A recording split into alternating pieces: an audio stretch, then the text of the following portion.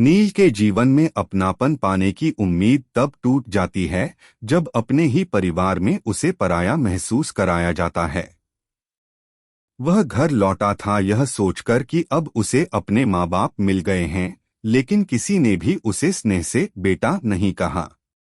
जन्मदिन के दिन अपनी बहन ईशाना के सामने अपमानित होकर, थप्पड़ खाकर और दोस्तों के सामने शर्मिंदा होकर वह टूट जाता है। उसे लगता है कि मां मंगल उसे कभी अपना नहीं मानेंगी। वह घर छोड़ने की बात करता है, मगर दादी और पिता उसे रोकते हैं। अंततः जब सबको एहसास होता है कि गलती ईशाना की भी थी, तब धीरे धीरे परिवार का माहौल बदलने लगता है। नील माफी मांगता है, मगर ईशाना के दिल में अब भी गुस्सा है। मां मंगल दोनों बच्चों के बीच संतुलन बनाने की कोशिश करती हैं, लेकिन ईशाना को लगता है कि अब मां भी पक्षपाती हो गई हैं। वह टूटे दिल से कहती है, आई हेट यू मम्मा, और वहां से चली जाती है।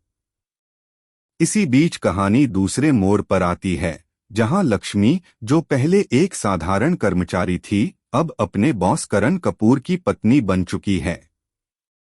लेकिन यह रिश्ता प्यार से ज्यादा अहंकार और अधिकार का प्रतीक बन जाता है।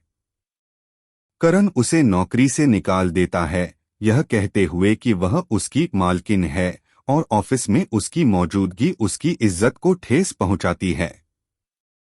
लक्ष्मी आत्मसम्मान के साथ जवाब देती है कि उसे मालकिन बनने का कोई शौक नहीं है और नई नौकरी की तलाश में निकल जाती है। लेकिन करण को एहसास होता है कि लक्ष्मी के बिना उसका ऑफिस और प्रोजेक्ट बिखर रहा है।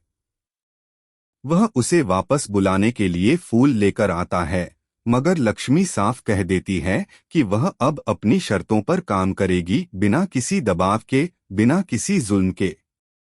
दूसरी ओर करण का अहंकार फिर उभरता है।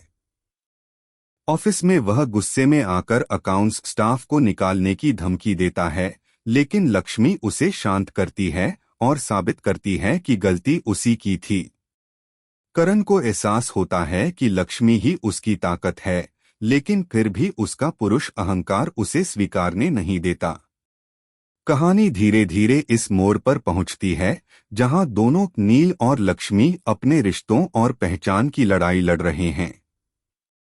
एक बेटा अपनी मां के स्नेह को पाने के लिए संघर्ष कर रहा है और एक औरत अपने अस्तित्व की इज्जत के लिए। दोनों ही अपने परिवार में हैं, लेकिन भीतर से अकेले हैं। कहानी परिवार